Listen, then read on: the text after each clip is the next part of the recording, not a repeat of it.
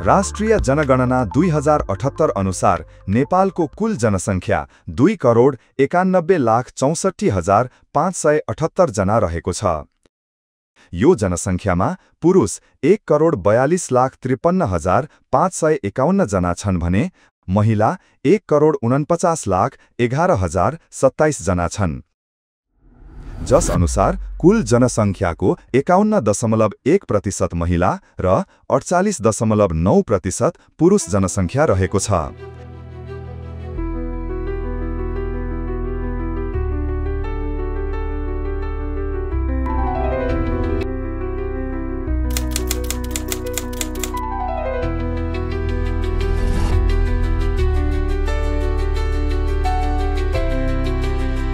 नेपालको ग्रामीण जनसङ्ख्या 64% रहेको छ भने शहरमा 36% मानिसहरू बस्दछन्।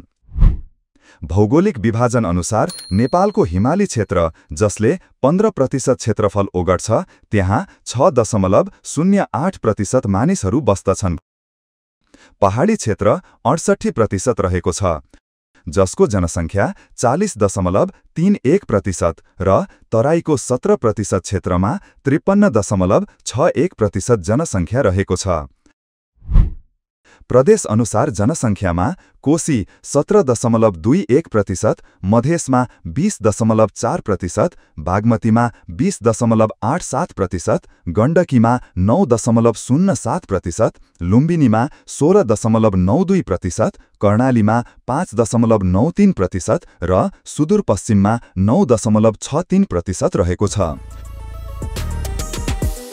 स्थानीय तहमा नेपालको सबैभन्दा कम जनसङ्ख्या भएको गाउँपालिका नार्पाभूमि गाउँपालिका मनाङ हो, जहाँ 396 जना मानिसहरू बस्दछन् भने बैजनाथ गाउँपालिका बाँके सबैभन्दा बढी जनसङ्ख्या भएको गाउँपालिका हो, जहाँको जनसङ्ख्या 69,472 रहेको छ।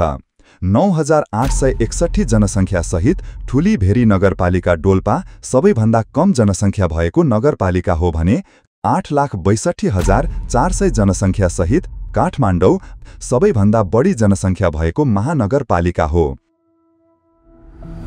यसबाहेक करिब 40 लाख नेपालीहरू कोही अध्ययनका लागि, कोही रोजगारीको खोजीमा र कोही स्थायी रूपमा विदेशमा बस्न गएका छन्।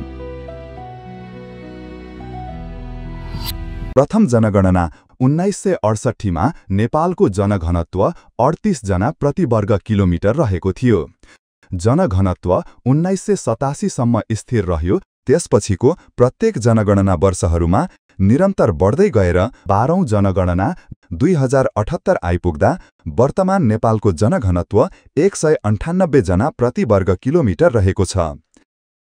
त्यस्तै विभिन्न जनगणना वर्षहरूमा नेपालको जनसङ्ख्या वृद्धि दर यस्तो रहेको छ।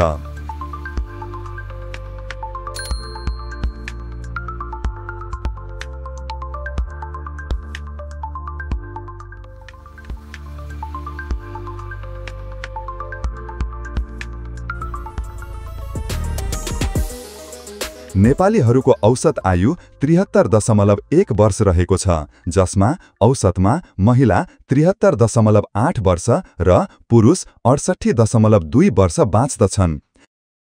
त्यसैगरी नेपालको वर्तमान साक्षरता दर 76.2% छ, जसमध्ये 69.4% महिला र 83.6% पुरुषले लेखपढ गर्न सक्दछन्।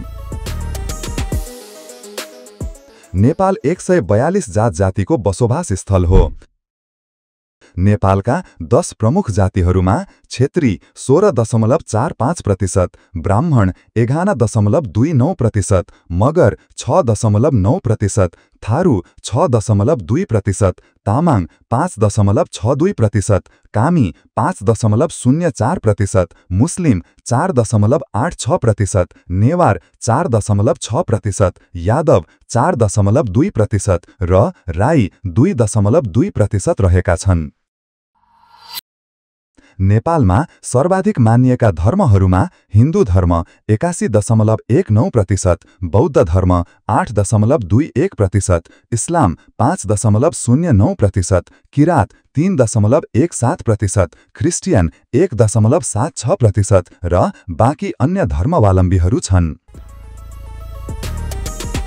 नेपालभित्र विभिन्न 124वटा मातृभाषाहरू बोलिन्छन्।